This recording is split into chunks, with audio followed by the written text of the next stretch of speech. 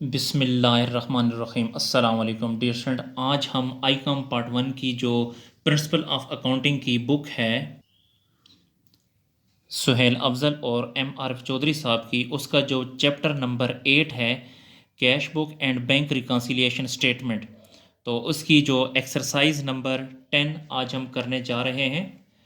तो principle of accounting की book है आईकॉम पार्ट 1 की, चैप्टर नंबर 8 है और बैंक रिकन्सिलिएशन स्टेटमेंट का एक्सरसाइज नंबर 10 इसको सॉल्व करने जा रहे हैं।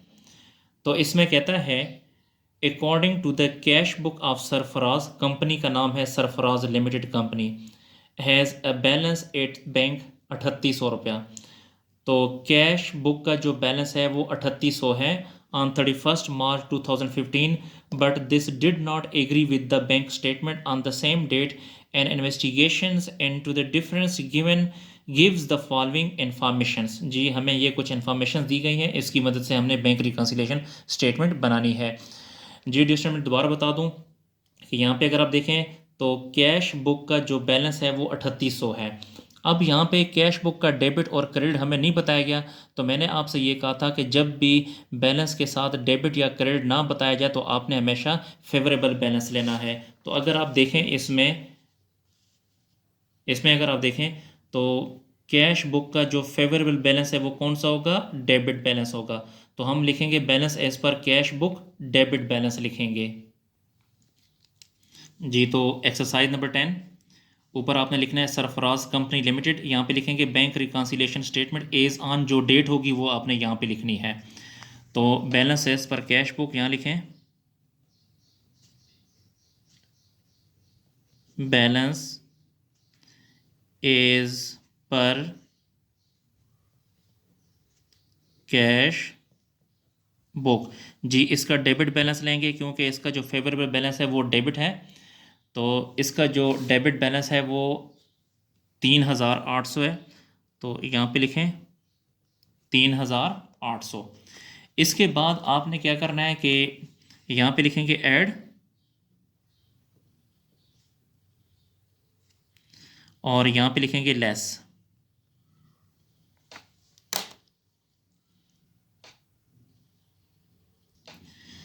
अगर यहाँ पे डेबिट है तो पहले यहाँ पे लिखना है डेबिट और यहाँ पे लिखना है क्रेडिट। अगर यहाँ पे क्रेडिट है तो पहले क्रेडिट फिर डेबिट, लेकिन यहाँ पे आप पहले डेबिट लिखा है तो यहाँ डेबिट लिखो उसके बाद क्रेडिट लिखो।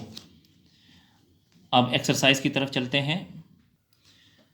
जी तो इसमें फर्स्ट में कहता है trade subscription 500 paid by the bank on 31 March 2015 has not been entered in the cash book. जी ट्रेड सब्सक्रिप्शन है, कहता है paid by the bank, bank ने पेड कर दिया है, has not been entered in the cash book, जो कि हमने कैश बुक में नहीं लिखा। तो दोबारा बता देता हूँ कि जो सब्सक्रिप्शन है पेड बाय द बैंक है, तो यहाँ पे अगर आप देखें जब भी मैंने आपको ये डेटा लिखवाया था कि बैंक पेड आएगा, तो ये पेड बाय द बैंक है, तो पेड कर दिया, किसने पेड कर दिया, बैंक ने। तो बैंक ने यहाँ पे देखें डेबिट कर दिया है। Not entered in the cash book, इस कैश बुक में नहीं लिखा तो कैश बुक में क्रेडिट नहीं किया, तो हम ये क्रेडिट कर देंगे। जी तो ये क्रेडिट है, यहाँ पे लिखें फर्स्ट में ट्रेड सब्सक्रिप्शन लिख दें,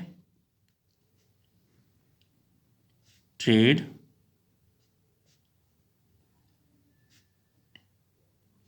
ट्रेड सब्सक्रिप्शन है 500, तो यहाँ पे आपने लिखना है 500।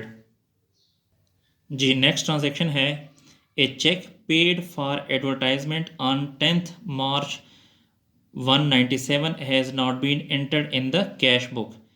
एक चेक पे कर दिया गया है 197 रुपये का, has not been entered in the cash book, और उसको हमने कैश बुक में नहीं लिखा।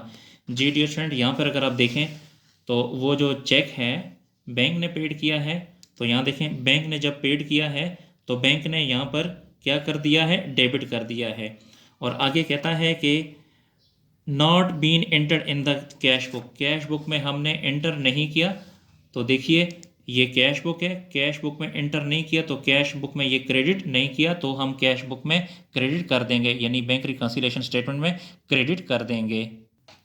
जी, तो ये क्रेडिट लिखा हुआ है, तो यहाँ पे क्रेडिट करें नंबर सेकंड।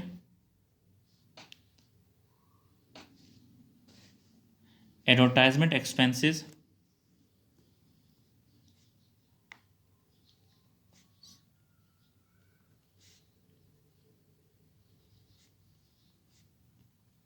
सिर्फ एडवर्टाइजमेंट एक्सपेंसेस भी लिख सकते हैं, या ये भी लिख सकते हैं कि advertisement expenses directly paid by bank 197, तो यहाँ पे लिखें 197। जी, नेक्स्ट डेट है 3 को, cheques of ₹1100 send to creditor. हमने क्रेडिटर को चेक भिजवाए हैं, were not paid by the bank until 5 April 2015। देखें, were not paid by the bank, bank ने पेड नहीं किए, बैंक ने पेड नहीं किए। जी, मैं दोबारा एंट्री पढ़ देता हूँ कि चेक्स 1100 रुपये के हमने क्रेडिटर को भिजवाए हैं, were not paid by the bank. देखें, not paid by the bank, तो हमारे पास जो डेटा है जी, तो not paid by the bank, देखें पेड नहीं किया किसने, बैंक ने। तो ये देखिए, बैंक ने पेड नहीं किया, तो बैंक ने डेबिट नहीं किया, तो हम इसको यहाँ पर डेबिट कर देंगे। जी, तो ये डेबिट है, यहाँ पे लिखें ट्रांजैक्शन नंबर 3 है unpaid check,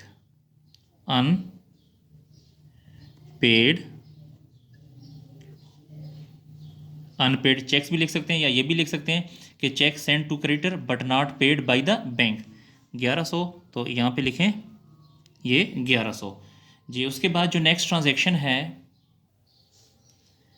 checks received from customer, customer से चेक रिसीव हुए हैं 1680 के, were paid into bank on 28 March but were not credited by the bank. देखें क्या कहता है, were not credited by the bank, bank ने क्रेडिट नहीं किए, तो हम इसको क्रेडिट कर देंगे। जी, दोबारा बता रहा हूँ, वर not credited by the bank, bank ने क्रेडिट नहीं किया, तो आप इसको क्रेडिट कर दो, ये क्रेडिट है। तो यहाँ पे लिखें नंबर 4 अनक्रेडिटेड चेक, अनक्रेडिटेड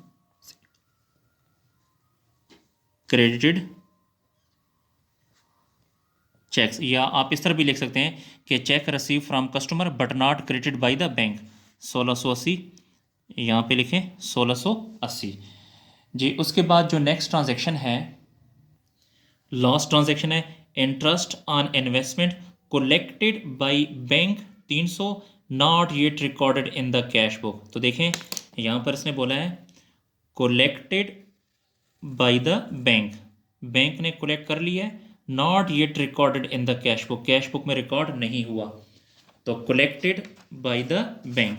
तो यहाँ पे देखें, हमारे पास जो ये डेटा है, ये कलेक्ट किया है, कलेक्ट किसने किया, बैंक ने किया है, तो ये बैंक ने क्रेडिट कर दिया है, और हमने कैश बुक में डेबिट नहीं किया, तो कैश बुक में डेबिट कर देंगे।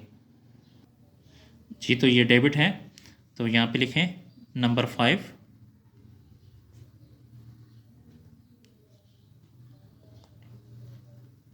इंटरेस्ट ऑन इन्वेस्टमेंट भी लिख सकते हैं, या ये भी लिख सकते हैं कि interest on investment directly collected by the bank 300, यहाँ पे लिखेंगे 300। जी, ट्रांजैक्शन हमारी कंप्लीट हुई है, तो अब आपने इसका टोटलिंग करना है। टोटलिंग करने का तरीक़ेकार ये है, देखिए यहाँ पे ये जो एंट्री हैं, इसको पहले आपने क्लोज़ करना है, उसके बाद जो ये एंट्री है इसको भी क्लोज़ करें।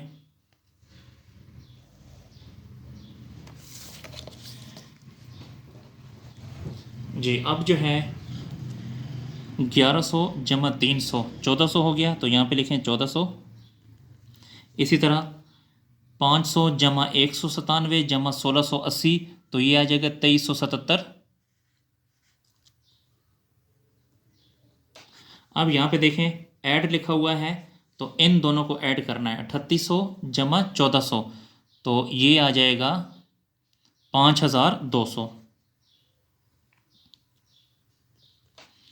अब ये जो 5200 है, ये लेस लिखा हुआ है, 5200 में से 2377 को लेस करेंगे, तो ये आ जाएगा 28 23, 28 और 23। तो यहाँ पे देखें balance as per cash book लिखा हुआ है, तो यहाँ पे आपने उल्टा लिखना है balance as per passbook. Balance as per passbook. जी हमारा जो क्वेश्चन है ये कंप्लीट हुआ। डियर स्टूडेंट, अगर आपको क्वेश्चन में कहीं कोई मसला है, कोई एंट्री समझ नहीं आ रही, तो आप कमेंट सेक्शन में जाकर मुझसे पूछ सकते हैं।